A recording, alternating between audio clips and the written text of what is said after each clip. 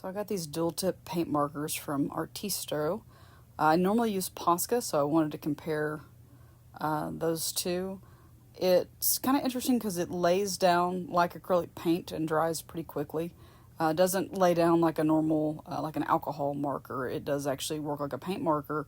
But you don't have to shake them, and you don't have to like sit there and mess with the nib to try to get paint out like you do with pretty much every other paint marker I've ever had. And here I'm just laying down some color on top of a black ink drawing that I did of a dragon eye. And first I lay down some highlights and then like a base color. But it starts to dry. I'm not real happy with the way the orange looks. It dries to almost like a flesh tone beige. So I go back with black and red.